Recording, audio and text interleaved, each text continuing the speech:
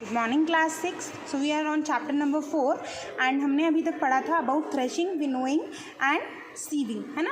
अभी तक हमने पढ़ा कि जब हम जो हमारा फूड होता है, जो हमें क्रॉप मिलता है, तो उसको हम किस तरीके से उसकी क्लीनिंग करते हैं। वो इम्प्योरिटीज़ होती हैं उसमें, जो तो उसको थ्रेशिंग की हेल्प से, विनोइंग की हेल्प से किस तरीके से क्लीनिंग की जाती है। थ्रेशिंग मशीन्स होती हैं, उससे हम जो स्टॉक होता है उससे अपना जो ग्रेन है उसको, क्रॉप को अलग करते हैं।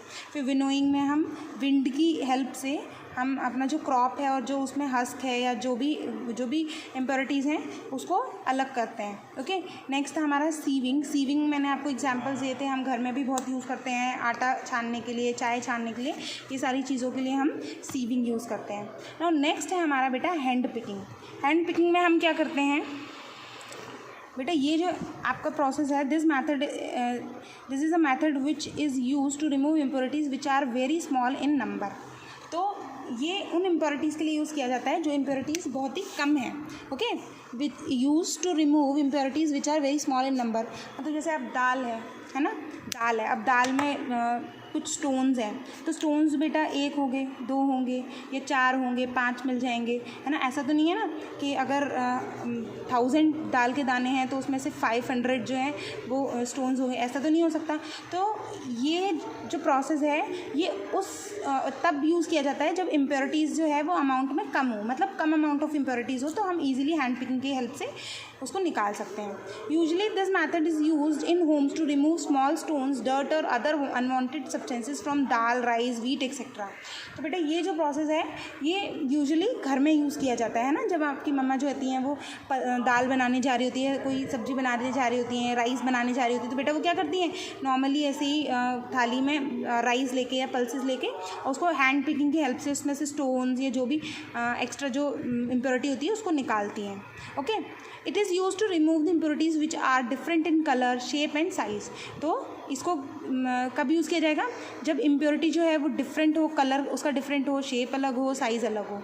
Okay, when impurities are at large scale, this method is then not possible as it requires a lot of time and concentration। बेटा अगर इम्प्योरिटी ज़्यादा हो, जैसे मान लो आपको एक केजी छोड़ो, आपका जो क्रॉप आया है ना, उसमें आपको कहते हैं 6-7 किलो, मान लो आपको उसमें इम्प्योरिटीज़ अलग करनी है, तब ये प्रोसेस जो है वो इम्पॉसिबल है ना, कि आप कितने टाइम तक बैठ के हैंड पिकिंग, मतलब नॉर्मली हैंड से उठा के अपना कचरा अलग अलग करेंगे, तो तब ये प्रोसेस पॉसिबल नहीं होता है। This method is preferred when. अब इस मैथड को हम कब प्रिफर करेंगे, मतलब कब ये मैथड अडॉप्ट किया जाएगा। First thing, the quantity of the mixture is small. मतलब जो मिक्सचर है, जो भी चीज़ है जो हमें जिसमें से इम्प्योरिटी अलग करनी है वो कम हो। ओके, जैसे दाल है, 1 कटोरी दाल है या 1 ग्लास दाल है, उसमें से हमें इम्प्योरिटी अलग करनी है, तब हम ये प्रोसेस यूज़ करेंगे। Next, the unwanted substance is present in smaller quantity. मतलब जो इम्प्योरिटी है, जो उसमें कचरा है, वो कम अमाउंट में प्रेजेंट है। ऐसा नहीं है कि पता चला 1 केजी है और उसमें मतलब आधा जो है वो इम्प्योरिटीज़ हैं, तब फिर हम ये प्रोसेस को अडॉप्ट नहीं कर सकते। नेक्स्ट, द साइज, शेप और colour of the unwanted substance is different. मतलब जो अनवांटेड सब्सटेंस है, जो इम्प्योरिटी है, उसका साइज़, शेप और कलर जो है वो अलग हो, तभी तो हम आइडेंटिफाई कर पाएंगे ना। ये सारी चीज़ें हैं, हम मान लो साइज़, शेप वगैरह सब सेम है, तो हम आइडेंटिफाई कर ही नहीं पाएंगे कि इम्प्योरिटी कौन सी है, इसमें दाल कौन सी है, तब हम ये प्रोसेस यूज़ नहीं करेंगे। ओके, सो नेक्स्ट है आपका फिल्ट्रेशन। ओके, नेक्स्ट है आपका फिल्ट्रेशन। तो बेटा फिल्ट्रेशन में हम क्या करते हैं, the process by which 2 substances in an insoluble and a liquid. ठीक है, इस प्रोसेस में बेटा क्या किया जाता है कि एक इनसॉल्यूबल लिक्विड का मतलब है कोई ऐसा लिक्विड जिसमें कोई चीज़ मिक्स ना हो। जैसे मान लो आपने क्या किया कि यू टुक सम वाटर, आपने वाटर लिया और उसमें सैंड डाल दिया, रेत डाल दी, तो बेटा क्या रेत जो है वो पानी में मिक्स होगी? नहीं होगी, वो तो नीचे बैठ जाएगी, है ना, नीचे सेटल डाउन हो जाएगी। तो तब हम ये प्रोसेस का यूज़ करेंगे।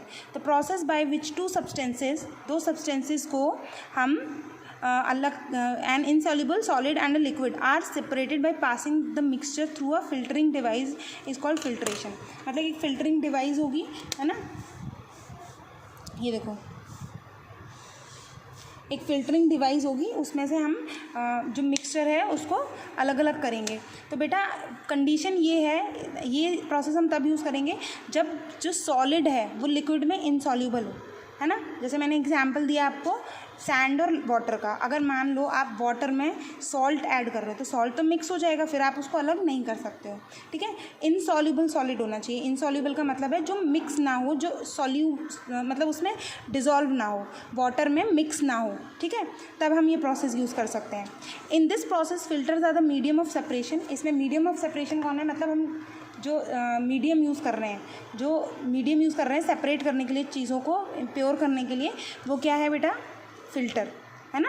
फिल्टर्स होते हैं। The thickness of the holes of the filter depends upon the thickness of the solid matter to be filtered. अब हमें जो हमारा फिल्टर है उसकी जो थिकनेस है, मतलब उसकी जो होल्स की थिकनेस है, मतलब उसमें होल्स कितने बड़े बड़े होंगे, वो डिपेंड करेगा हमारी इम्प्योरिटी पे, मतलब हमारी इम्प्योरिटी कितनी बड़ी है।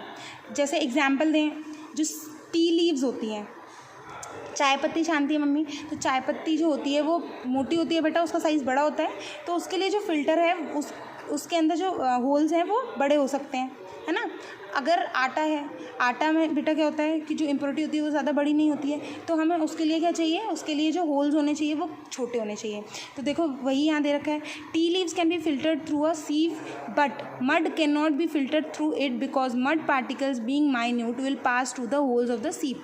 अगर हम चाय पत्ती वाली जो स्टेन है, जो फिल्टर है, उससे अगर हम रेत को छानेंगे तो बेटा वो नहीं छनेगी, क्योंकि रेत जो होते हैं, रेत छोटी होती है तो वो उसमें से निकल जाएगी, है ना, उसमें से निकल जाएगी, वो वाटर में वापस चली जाएगी।